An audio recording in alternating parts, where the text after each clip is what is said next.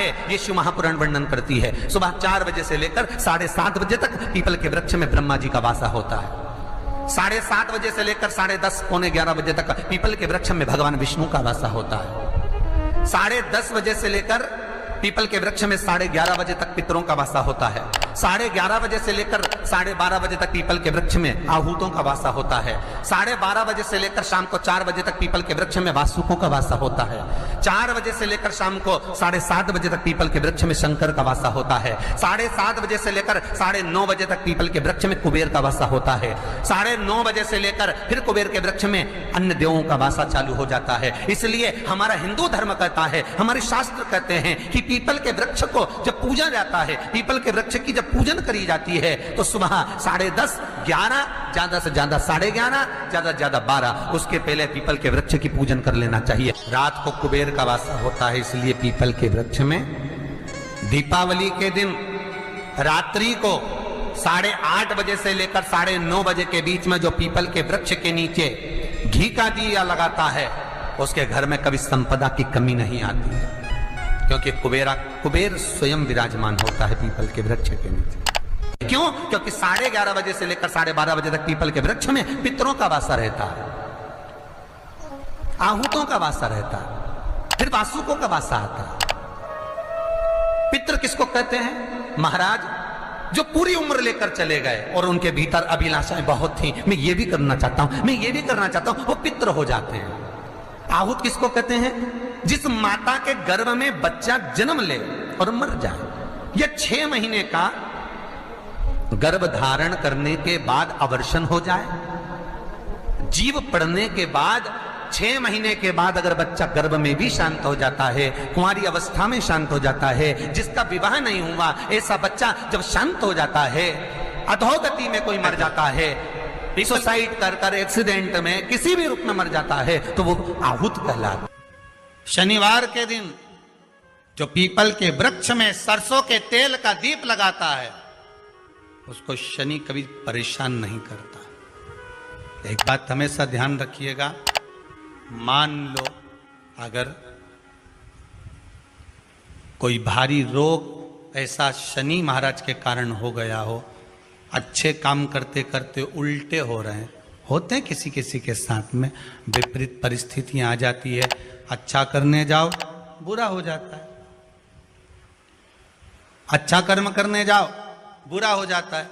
तो पीपल के वृक्ष की जो छाल होती है, छाल देखिए, पीपल के वृक्ष में जो छाल लगी होती है, उस छाल को घिसकर चंदन बनाकर भगवान शंकर का स्नान कराकर, अभिषेक कराकर, पूजन कराने के बाद में पिपलेश्वर महादेव का नाम लेकर, कौन से महादेव? पिपलेश्वर महादेव का नाम लेकर वो जो घिसी हुई छाल होती है, उस छाल का तिलक भगवान शंकर को लगा लो और उसी का थोड़ा सा भाग अपने कंठ पर, मस्तक पर लगाना प्रारंभ कर दो। धीरे धीरे जो विपरीत दशा है वो सुधरना प्रारंभ हो जाती है। पर नाम याद रखना, पिपलेश्वर। जब कितना भी दुख, विपदा, कष्ट सम्मुख में खड़ा हुआ हो, कितना भी दुख,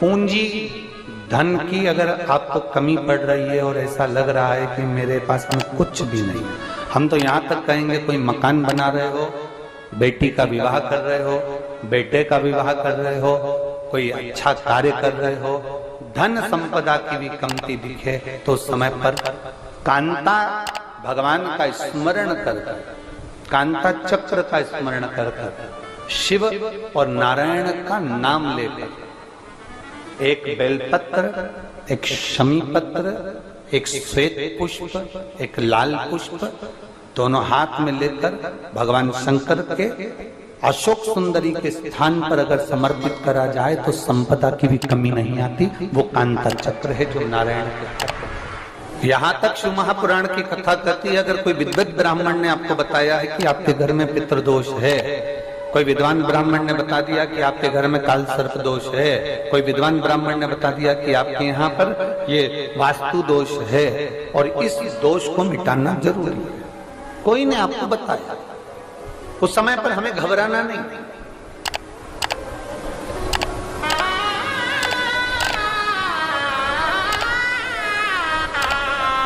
उस समय में घबराने का क्रम नहीं है।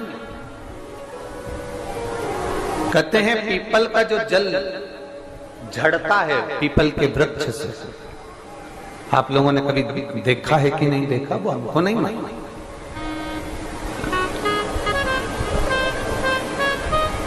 कितना भी अगर कोई वास्तु दोष बता दिया, पितृ दोष बता दिया, काल सर्प दोष बता दिया, कितना भी अगर कोई दोष बता दे, तो पीपल का जो जल वृक्ष में से झड़ता है, कभी कभी आप उसके नीचे हाथ रखकर देखना, थाली रखकर देखना, उसमें पत्थर पर देखना, तो वहां पर भी पानी के निशान आपको मिलेंगे, बूंद के निशान मिलेंगे।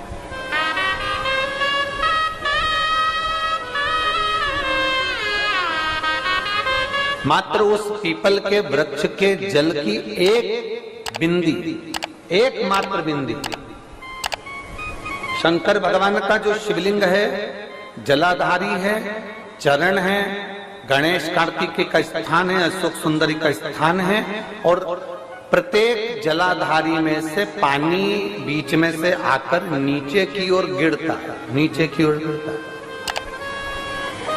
आप लोगों के स्मरण में हमने पहले भी बताया कि राइट में किसका स्थान है, गणेश जी का, लेफ्ट में कार्तिकेय, बीच में अशोक सुंदरी, ये क्या है, पार्वती जी का हस्त कमल शिवलिंग, और ऊपर से जो जल एक एक बूंद शंकर जी के शिवलिंग पर गिर रहा है, वो शंकर जी की 5 लड़कियां जया, विषहरा, शामलीवारी, दौतली और देव, शंकर जी की 5 लड़कियों एक एक बूंद पानी शिव जी पर गिरा गया।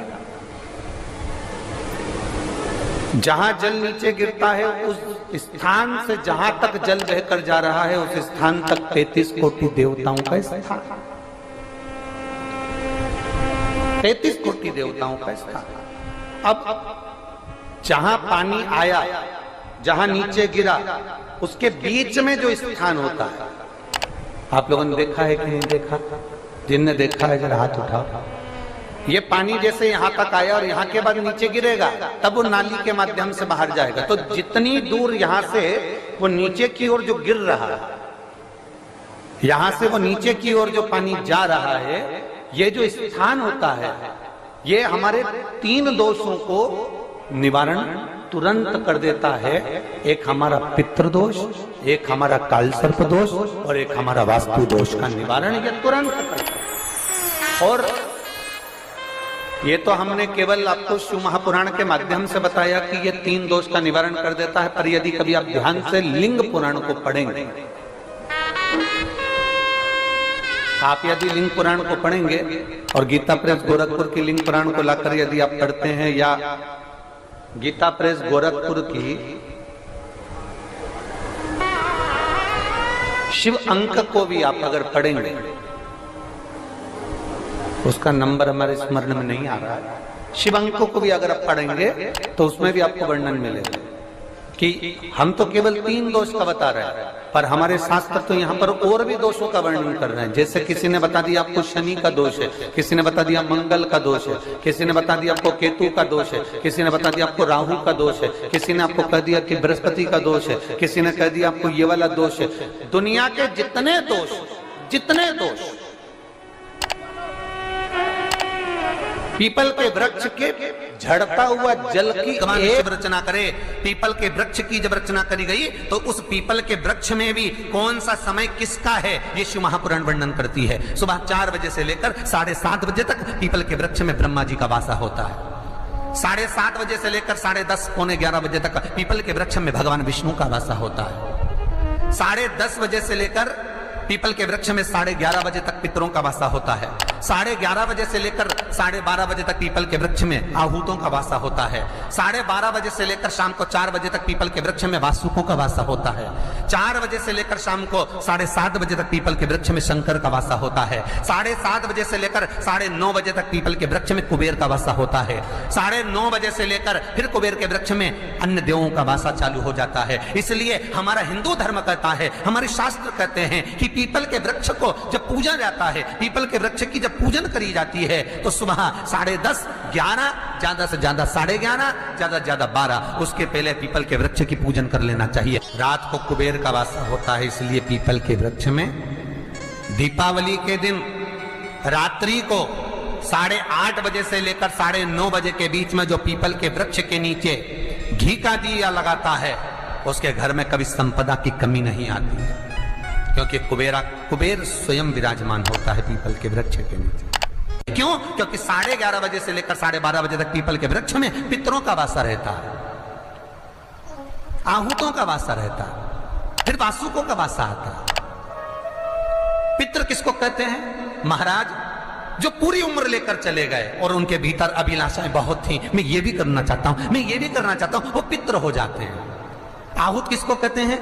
जिस माता के गर्भ में बच्चा जन्म ले और मर जाए, या 6 महीने का गर्भ धारण करने के बाद अवर्षण हो जाए, जीव पड़ने के बाद 6 महीने के बाद अगर बच्चा गर्भ में भी शांत हो जाता है, कुंवारी अवस्था में शांत हो जाता है, जिसका विवाह नहीं हुआ, ऐसा बच्चा जब शांत हो जाता है, अधोगति में कोई मर जाता है, सुसाइड कर एक्सीडेंट में किसी भी रूप में मर जाता है, तो वो आहूत कहलाता। शनिवार के दिन जो पीपल के वृक्ष में सरसों के तेल का दीप लगाता है, उसको शनि कभी परेशान नहीं करता। एक बात हमेशा ध्यान रखिएगा, मान लो अगर कोई भारी रोग ऐसा शनि महाराज के कारण हो गया हो, अच्छे काम करते करते उल्टे हो रहे हैं, होते हैं किसी किसी के साथ में, विपरीत परिस्थितियां आ जाती है, अच्छा करने जाओ बुरा हो जाता है, अच्छा कर्म करने जाओ बुरा हो जाता है। तो पीपल के वृक्ष की जो छाल होती है, छाल देखिए, पीपल के वृक्ष में जो छाल लगी होती है, उस छाल को घिसकर चंदन बनाकर भगवान शंकर का स्नान कराकर, अभिषेक कराकर, पूजन कराने के बाद में पिपलेश्वर महादेव का नाम लेकर, कौन से महादेव? पिपलेश्वर महादेव का नाम लेकर वो जो घिसी हुई छाल होती है, उस छाल का तिलक भगवान शंकर को लगा लो और उसी का थोड़ा सा भाग अपने कंठ पर, मस्तक पर लगाना प्रारंभ कर दो। धीरे धीरे जो विपरीत दशा है वो सुधरना प्रारंभ हो जाती है। पर नाम याद रखना, पिपलेश्वर। जम कितना भी दुख, विपदा, कष्ट सम्मुख में खड़ा हुआ हो, कितना भी दुख, पूंजी धन की अगर आपको कमी पड़ रही है और ऐसा लग रहा है कि मेरे पास में कुछ भी नहीं, हम तो यहाँ तक कहेंगे कोई मकान बना रहे हो, बेटी का विवाह कर रहे हो, बेटे का विवाह कर रहे हो, कोई अच्छा कार्य कर रहे हो, धन संपदा की भी कमती दिखे, तो समय पर कांता भगवान का स्मरण कर, कांता चक्र का स्मरण कर, शिव और नारायण का नाम लेकर, एक बेलपत्र, एक शमी पत्र, एक श्वेत पुष्प, एक लाल पुष्प, दोनों हाथ में लेकर भगवान शंकर के अशोक सुंदरी के स्थान पर अगर समर्पित करा जाए तो संपदा की भी कमी नहीं आती। वो कांता चक्र है जो नारायण के। यहाँ तक शिव महापुराण की कथा कहती है, अगर कोई विद्वत ब्राह्मण ने आपको बताया है